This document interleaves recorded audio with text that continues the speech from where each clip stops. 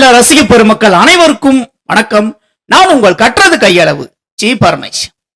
நண்பர்கள் அனைவருக்கும் இன்று சுதந்திர தின நல்வாழ்த்துக்களை நான் தெரிவித்துக் கொள்கிறேன். இன்னைக்கு நம்மளுடைய சேனல்ல சினிமா நியூ அப்டேட்ல நம்ம எந்த படத்தை பத்தி பார்க்க போறோம்னா, முதல்வர் விஜய் அவர்களோட நடிப்புல ஜூலை 23 அன்று வெளியான ஜனநாயகன் திரைப்படம். இந்த ஜனநாயகன் படத்தை பொறுத்த வரைக்கும் பாத்தீங்கன்னா, இளைய தளபதி விஜய் அவர்களோட இது கடைசி திரைப்படம். இந்த படம் இளைய தளபதி விஜய் அவர்களோட ரசிகர்களோட எதிர்பார்ப்பை பூர்த்தி செய்து இந்த திரைப்படம் வசூல் சாதனையை படைத்ததா இல்லையா அப்படின்னு வாங்க நண்பர்களே காணொலிக்குள்ள போய் பார்க்கலாம். இந்த படத்தை பொறுத்த வரைக்கும் பாத்தீங்கன்னா, பல தடைகளை உடைச்சி எரிஞ்சிதான் இந்த ஜனநாயகன் திரைப்படம் ரிலீஸ் ஆச்சு அப்படின்னு ஏற்கனவே இந்த படத்தை பத்தி ஒரு காணொலியை வெளியிடும் போதே நம்ம சொல்லியிருந்தோம். இந்த படம் பாத்தீங்கன்னா ஜூலை 23 அன்று ரிலீஸ் ஆச்சு. இந்த படம் வசூல் சாதனையை பண்ணுச்சா இல்லையா அப்படின்னு கேட்டீங்கன்னா, கண்டிப்பா இந்த திரைப்படம் இளைய தளபதி விஜய் அவர்களோட ரசிகர்கள்லாம் ரொம்பவே எதிர்பார்த்தாங்க. இந்த படம் இளைய தளபதி விஜய் அவர்களோட கடைசி திரைப்படம். அதே மாதிரி ஃபர்ஸ்ட் டைம் எச் வினோத் அவர்கள் இந்த படத்தை டைரக்ஷன் பண்றாரு, இளைய தளபதி விஜய் அவர்களோட படத்தை. ஏன்னா ஏகே அஜித்குமார் அவர்கள் படத்தை பொறுத்த வரைக்கும் பாத்தீங்கன்னா 3 திரைப்படங்கள் இது வரைக்கும் எச் வினோத் அவர்கள் டைரக்ஷன் பண்ணியிருக்காரு. ஃபர்ஸ்ட் திரைப்படம் நேர்கொண்ட பார்வை, அதே மாதிரி இரண்டாவது திரைப்படம் வலிமை, துணிவு. இந்த 3 திரைப்படங்களும் பாத்தீங்கன்னா நேர்கொண்ட பார்வை மிகப்பெரிய அளவுக்கு வெற்றி அஞ்சுது. அதே மாதிரி வலிமை திரைப்படம் பாத்தீங்கன்னா ரசிகர்களோட எதிர்பார்ப்பை பூர்த்தி செய்யாம இந்த திரைப்படம் ஓரளவுக்கு தான் வெற்றி அஞ்சுது என்ன கேட்டீங்கன்னா. இதற்கு பிறகு வெளியான துணிவு திரைப்படம் நல்ல ஒரு மிகப்பெரிய அளவுக்கு வசூல் சாதனையை இந்த திரைப்படம் பண்ணுச்சு. இளைய தளபதி விஜய் அவர்களோட ஃபர்ஸ்ட் திரைப்படத்தை இவர் டைரக்ஷன் பண்ணியிருக்காரு. அதாவது இவர் அரசியலுக்கு வராரு அப்படின்னு சொன்னோடனே கடைசி திரைப்படம் ஒரு அரசியல் திரைப்படம் நடிப்போம் அப்படின்னு முடிவு பண்ணாங்க. ஆனா இந்த திரைப்படம் உள்ள போய் பார்த்ததுக்கு அப்புறம் தான் தெரியுது, இந்த படம் ஃபர்ஸ்ட் ஆஃப் ஃபுல்லாவே பாத்தீங்கன்னா இது பகவத் கேசரி திரைப்படத்தோட ரீமேக் கிடையாது அப்படின்னு சொல்லிட்டு எச் வினோத் அவர்கள் ரொம்பவே சாதிச்சாரு. இந்த படம் ஃபர்ஸ்ட் ஆஃப் ஃபுல்லாவே பகவத் கேசரி படத்தோட கதை தான் அச்சடிச்ச மாதிரி அப்படியே ரீமேக் தான் பண்ணியிருக்காங்க.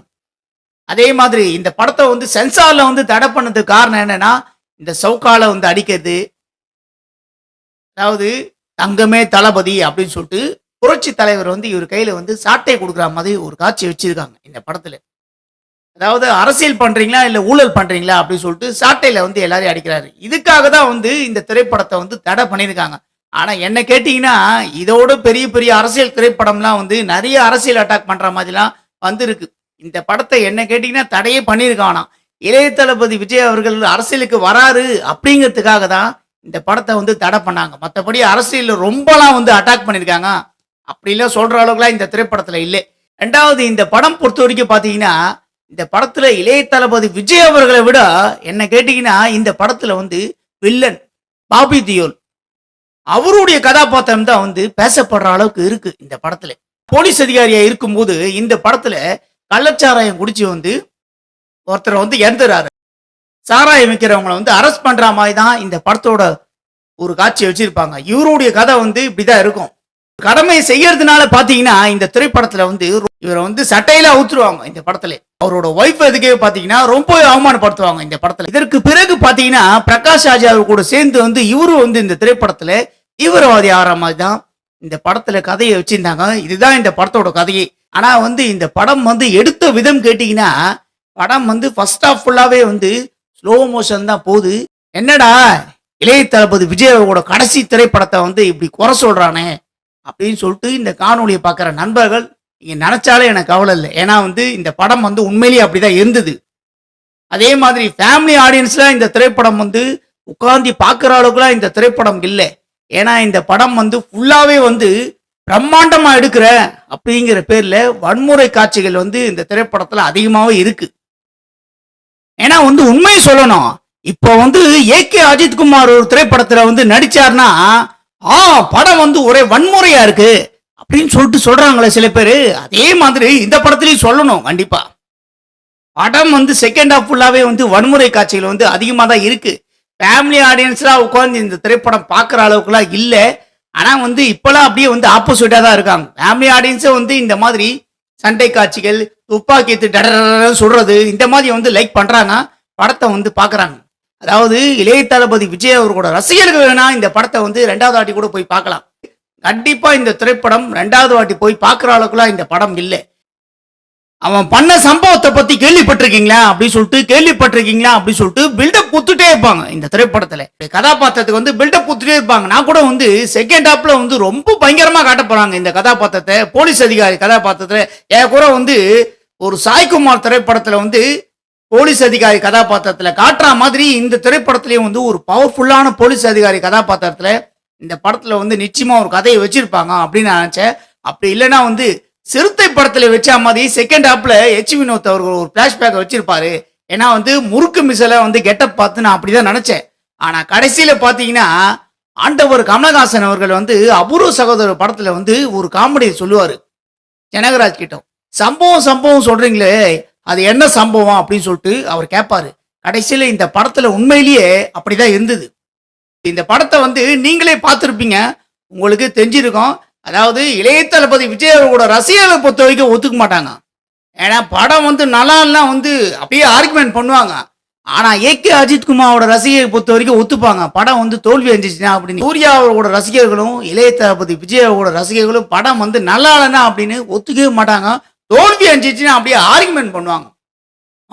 இப்படி ஆயிடுச்சு, இப்படி வசூலாச்சு, அப்படி வசூலாச்சு வந்து ஆர்குமெண்ட் பண்ணியே வந்து சாவடிப்பாங்க. என்ன கேட்டீங்கன்னா அப்படிதான் வந்து இளைய தளபதி விஜய் அவர்களோட ரசிகர்களும் சூர்யா அவர்களோட ரசிகர்கள் வந்து இருக்காங்க. இந்த படத்தை பொறுத்த வரைக்கும் பார்த்தீங்கன்னா 330 கோடி வசூல் சாதனை பண்ணியிருக்கு அப்படின்னு ஒரு அப்டேட் வெளியா இருக்கு. ஆனா இந்த படத்தோட டீம் வந்து எந்த ஒரு அதிகாரப்பூர்வமான அறிவிப்பு வெளியிடலை.